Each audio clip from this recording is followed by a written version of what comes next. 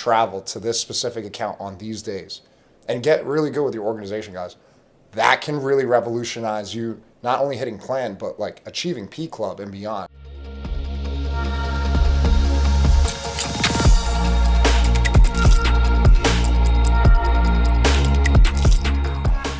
What's going on, guys?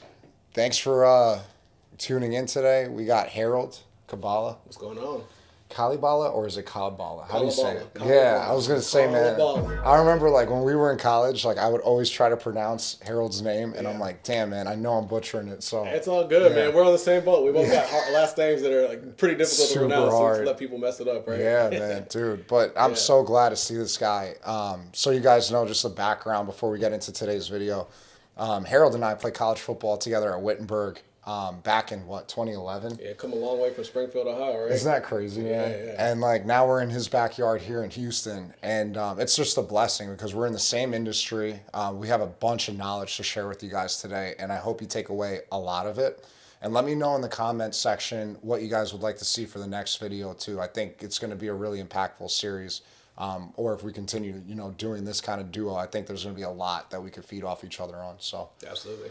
Man, I remember when I was like working for Stryker a couple years, and I don't work for him anymore, so I feel confident like name dropping whatever. I'm looking through, and I was like, whoa.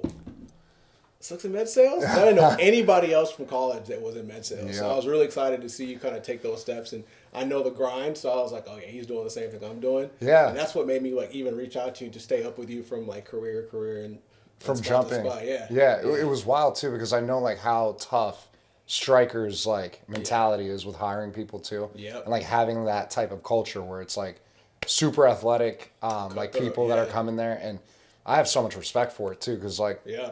you think about the type of people that they hire, Centos, Yep. Enterprise, right? Yeah. It's almost the same run-of-the-mill type of people that like Medtronic and like other companies Right.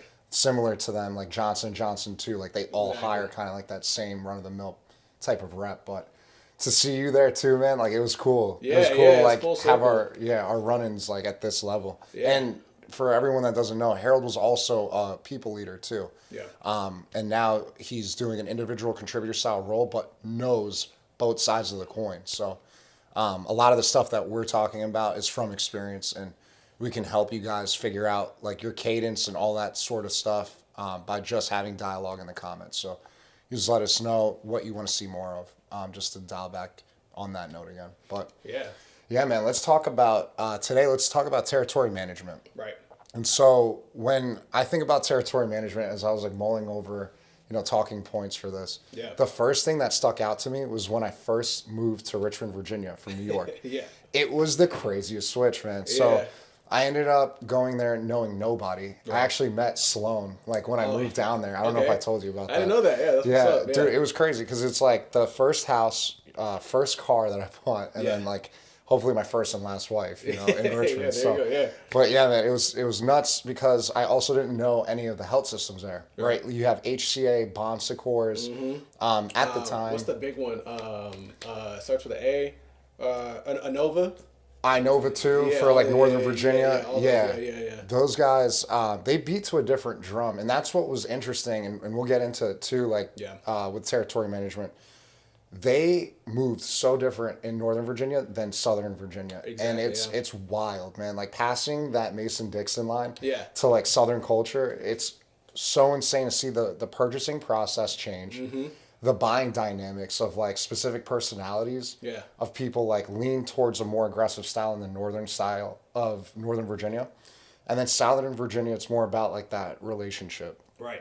And it's wild to just see that like morph, I agree. I had a similar experience because I my first official sales gig was in Los Angeles, and mind you, I'm thinking, okay, cool, I'm in LA. One of the, at the time I didn't realize it was one of the toughest markets in the country. Yeah, man. But I'm just like my LA territory is tough. It's That's so tough. saturated too. That's So the tight, thing. and Yeah. there's all these laws and restrictions that stop people from expanding. Right. And people are spending money when you're building. Yeah. But you can't really build in LA. Yeah. That's the other part too. that's Yeah. tough, And you yeah. got Kaiser out there, right? Oh like it's yeah, like a the big Kaiser, group. that's a beast. Yeah. And we'll get into that too. Yeah. But to your point, I had the mindset of, oh man, my territory territory was downtown LA, Beverly Hills. I was on Rodeo every single day. Oh man. Wait, so how would you like speaking of territory management and like understanding car dynamics, Yeah. right? And then train and travel like that. Like I think about trunk stock, right? And like the Yes. New York reps, like when they have to go into like the D train or wherever they're coming from Yeah. to come into like Manhattan. You got this huge ablation generator that you're like trying to make sure that it's not like nicking like some sort of motherboard, right? Because then Yeah. you bring it into the hospital and it doesn't work during your case. You're like, what the heck? What was that like for you, man? Man, I actually got a story for you. It's great. It's all right, great. let's So hear it. at the time, I'm a striker. I'm selling big ticket capital. Yeah. Big towers, endoscopic, tower scopes, etc. Gotcha. I had a trial on Rodeo Drive. Okay. Right, and so this like we don't have like some of love these us like stories. had Yeah. these big like that's why every striker rep has like a Jeep or like a excursion or expedition or whatever because you could put a You gotta tower load in there. everything in there. Yeah, Yeah. one of the OG reps always told me, he's like, man, Harold, I'm going to retire when I can't pick this tower up and put it in my trunk. Because it's not light yeah, stuff. yeah, Like it's for not, those yeah. of you guys out there that have not sold medical device and you're looking into It's it, not light. there are jobs like the high paying jobs like Yeah. capital sales. You have to lug around your equipment sometimes. Like Mm-hmm. when I was at GE, we did have the luxury of like having Seco move Yeah. our stuff around. Nice. And it was so funny. I was like a new rep, Yeah. so the clinical sales rep would laugh at me and she'd be like, "It looks like Research Park in here," because I Exactly. wouldn't like vet when I first started how to like find the right price point, the right product for the right customer. Yeah. And that was like such a good learning experience. So you that know? brings me to my story. So Yeah. again, we're trying to manage like trunk stock, et cetera. And that role specifically, I wasn't doing a lot of disposables. Okay. It's all big capital. So Wow, that's tough. I get a trial at a tough. surgery center on Rodeo Drive. Yeah. And for those of y'all that have been on Rodeo Drive or hadn't, it's a small street. This massive truck loads onto the street. And they roll out this tower that has I've to never weigh been to like, Rodeo. Now I'm like, I'm you're seeing gonna the see it. picture. You know, Yeah. the street. I mean, it's probably as tight as this window right here. Oh, man. And they roll this tower in that weighs like 225 pounds. Of course. Like it's literally Yeah. it's a And it's lineman. awkward. Yeah, it's Yeah. awkward. It doesn't roll straight. Yeah. The guy drops it off in the middle of the street. Yeah. So it's like my striker tower and like a Porsche just in the middle. Just right there. Just right and you're there. like, please don't scratch it. Please Please don't- don't scratch and it. I'm like, yeah. I can't. The guy is like, hey, I have to move or else I'm Yeah. gonna get a ticket. The cops are coming. Oh, my so I'm God. like trying to make sure no one takes the tower. I'm Right. looking at the homeless people on the corner like, oh, that looks pretty expensive. Yeah. And I got to lug this tower up the street, up the hill, up like so. Long story short, when you're building out your territory, you're Yeah. young and stuff. It's like understanding, hey, one, like you're vetting your customers, but two, can I fit this in my car? Yep. How am I going to get in here? Yeah. Hey, the trial's this day. Maybe let me just drive around and figure out where loading and shipping and receiving is. Yeah. If I had just asked the question, hey, where's shipping and receiving? We would have had a special parking lot, but I brought that in to the front door. Yeah, Like, I mean dude, that's white glove service though. Like for those guys, they're like, yeah. man, look at this guy. dude's hustling, man. Yeah. But again, Yeah. like weighing out the options and like looking back at it, I can laugh at it because I was like, in reality, man, Yeah. like that was I did all that work for probably what, like 2% of my quota. It would have been a Yeah. nice hit, great commission. Yeah. But it's just that understanding of like where you're at, how customers work, and that full circle of like, oh, everyone does business differently. These Right. surgery centers aren't going to spend that kind of money. Yep. But a hospital system's contracted, and there's things that are in place that allow them to spend that kind of money. Big time. So I mean, again, it's all Yeah. part of the building of it. And you know what's so interesting too, and I would love to hear you guys like chime in about this. I love the community aspect. That's why I'm always like big on commenting. But the aspect of post-COVID stress on supply chain and then consolidating funds like within a purchasing group, right? Now selling capital equipment is like harder than ever, right? difficult, And yeah. so it's like talking about the Pareto principle, like the 80-20 rule. 2% of your overall number. Now looking back at it, I know a lot of new reps are so hungry Yeah. and they just want to make an impact like right Yeah. away and they just go gun ho. But then they don't realize like the value of like prime targeting. Right. Like, oh man, this account is giving me this much in terms of farming. Can I go to another physician or maybe an offshoot of whatever that indication is and then find a way to expand in that account because you've already got the relationships. Exactly. You've already done the work. Now, I'll say this though, there are times, and Harold, I would love to hear your thoughts on this. There are times where you should hunt and you should be aggressive, but it's got to be extremely specific on your list. Like if it's accounts, B, that B list, not the C or D list, but the B list. That you're like, if I made a significant impact on travel to this specific account on these days, and get really good with your organization, guys, that can really revolutionize you not only hitting plan, but like achieving P Club and beyond. Right. So Yeah, I think it's all gonna, it depends on the different industries as well. ultimately your comp plan, how you're incentivized, strategic things versus not. It's a big thing. It's a big Comp, thing. Yeah. And I think looking at it, I've been really, really fortunate to see both sides. Yeah. And I'm excited about it, to see that the disposable sides in regards to like, hey, this is our committed business. Yeah. Here's where the things are moving. Here's where I got to like plant my seeds and water the grass. Amen. But then at the same time, hey, where do I need to go? And knowing that we're going to get rewarded more for hunting, Yep. where do I go hunt at? So to your point, it's really, really strategic, because hunting doesn't always guarantee that you're going to come back with some meat, right? Yeah, man, there's So- a terrible story that I have. Like, it's a good one. It's a good learning experience, but Yeah. personally, it hurts my heart to this day. I was working a huge conversion from Sonosite. Fujifilm was the like parent company of this portable ultrasound. Right. And for those of you guys that don't know, I did point of care ultrasound sales, which is like a very like gritty, like hustling type of like capital sale. Yeah. And so we had, I want to say, through the whole hospital, about 30 ultrasounds that need to be flipped out. Wow. I spent a significant amount of time, I want to say close to about 3, maybe 4 months on this one project. Wow. And I lost it Oh, because of one doctor. wow. One guy was like the squeaky wheel, and it Yeah. completely kiboshed the entire thing. And so at that moment, I remember the senior rep calling me, like the DC rep, and he was laughing, and he's like, "Hey, what's up, Rook?" I feel that. Yeah. Yeah, he's like, I heard about the deal, and I was Yeah. like, I didn't even tell anybody about it. Like, how did you find out? But it's such a small, tight knit community, like Yeah. word gets around. And he was like, now what did you learn from the whole process? And I'm Yeah. like, not to put all my eggs in one basket. I mean, even adding on to that, it's like Yeah. you need to learn these opportunities and things, but it goes to that point of like, going all in on something and not figuring out. Like Yeah. I remember first coming into the territory, it's a 100 territory, but I'm at surgery centers, Yeah. and they're like, hey, how low can you go on price? Yep. Oh yeah, you know what? I can The get price that low. conversation, I can yeah. get that low, and then Yeah. you do it for them, Yep. just to find a vendor or somebody else that can do it even lower, Even cheaper. or even Yeah, cheaper. yeah. So I mean, again, Oh, there's all these yeah. push, like give and take and learning from it, but it's like that's the nature of the industry. That's what gets you good. Right. That's what gets you tenured. Right. Right. And I think about too, like especially in this climate, if you're at a major manufacturer like we are, right? Right. ASP is not going to be the lowest. Right. Like for us, No, it's never, our never. margins are always being scrutinized because we're a publicly traded company and like Right. that whole thing. But in any big company, it's like that. The thing is though, when you think about where you're positioning yourself with the ASC specifically, those guys are a lot tighter, like Harold said earlier, versus the hospitals where, funding is a lot harder to come by, right? They can make decisions a lot quicker in the ASCs, but the way that you get that funding is you're going to have to go through a lot more grit to like get your purchase order done in the ASC, but in a shorter amount of time. So let me ask you this. Let's say, helping kind of, because we could dive deep and Yeah. then really get like, because we've done it before, but Yeah. let's say you heaven forbid, you're not in the same role anymore. They throw you in, I don't know, Idaho. Yeah. And you got to build a brand new territory from scratch. I love that. Yeah. What's the first 1 or 2 things you're doing? Man, so it kind of reminds me of like the Richmond thing, right? So when I first went in there, I called my number one account the first day I went there, and I got the nurse manager on the phone. I said, Lynn, call me for anything you need. I'll be your right hand man. And whether it's like with my company related or not, like I'm still gonna give 100% of my attention to you. And Exactly. I think that resonated. I love that. And same thing for me. So of course you go to your number one. Mm-hmm. You're gonna get your numbers. You're gonna see who's generating the most revenue.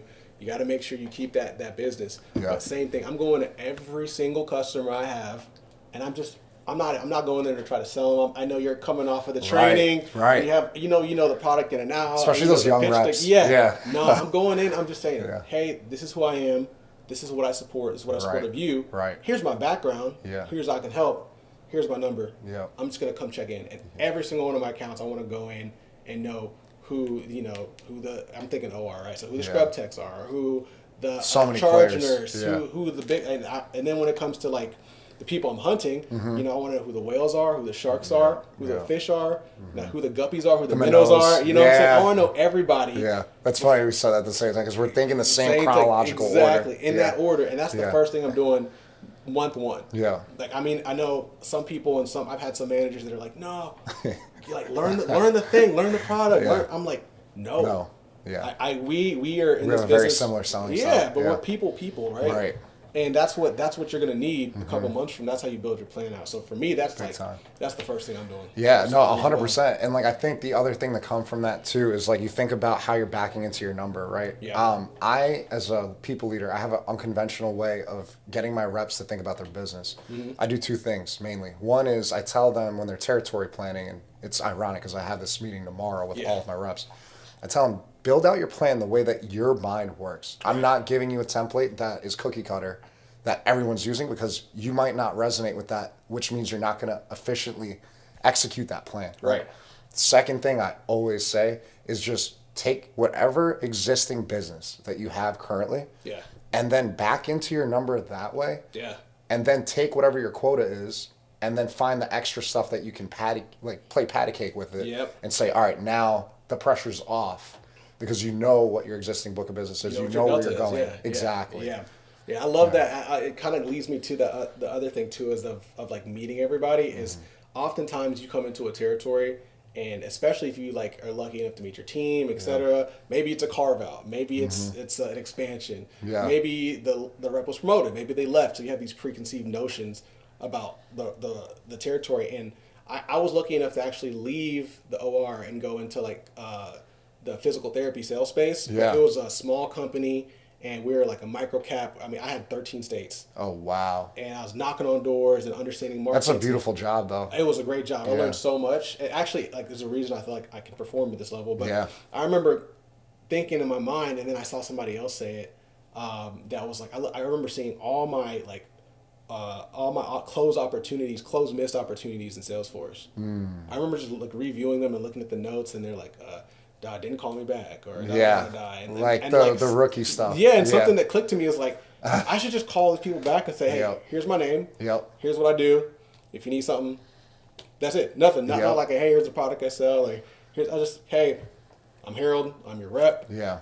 And lo and behold, it just opened up this opportunity, all these opportunities that were all people like preconceived notions, if you will, of what the territory was or what the business was. Right. Gone. And I ended up closing deals worth a lot of money Yeah. that people just passed on or forgot about, or the timing was off. So That's the big thing that I was going to mention too, like what you just said right there at the Yeah. end. The timing Yep. is everything. And like, I'll cap it off with this because I want to make it like nice and short and sweet for our viewers. Yeah. But this was an awesome conversation. When it comes to the timing, I wish when I did ultrasound sales that I created a more in-depth and organized spreadsheet for timing. on capital timing. Yeah. Just to be like, all right, this is all my year one people, year 2, year 3, year 4, year 5. Because most people, I don't know who the viewers are, but typically a hospital goes by a 5-year depreciation model, which means your capital equipment is probably going to break down or need to be turned over within the 5 years. Yeah. And so that spreadsheet, just 1 through 5, lists out the accounts methodically. I wish I did that. For your targets, man. Like Yeah. you have your targets on, or something as simple Yeah. as the last two, and we'll close it out. Understanding what if your hospital's on a calendar year or Yeah. what their buying cycles are. That's a big one, man. That's massive. Yeah. Just something as simple as that, or even better. Here's a gem for you. Yeah. Understanding which of your customers are financing or on leases, That's a big one and too. when they're about to, And subscription now is a exactly, big thing. subscription Yeah. is a big thing. So Yeah. I mean, there's so much we could talk about, but I feel like Yeah. that's a good place to cap it on. Man, Yeah. no, this is going to be good. I think. What do you guys think? I think we should make like a series out of this, 100%. I was thinking about it as I was like spitballing at the beginning of this. Yeah. Just having this dialogue, I feel like we have a very similar selling style. Yep. And leadership style too. And I respect this guy so much. This guy was so Absolutely, yeah. talented back in the day. He would sing, rap, do it all, man. Man, same, man. Yeah. We had a lot of fun, man, and I'm excited. I appreciate you bringing me on. Yeah, absolutely. And like letting me come and just kind of chop it up with you. I think Hell this yeah, is gonna man. be the start of something really cool. Yeah, So, no, this is going to be great. Yeah. No, but thank you guys. Feel free to share this and then comment below. What do you think we should do for the next video? I think we've got a plethora, again, of different things that we could dive in on. But it's more important to hear from you guys because these videos are for you, not for us. So let us know. And thank you and have a great week. We'll see you soon.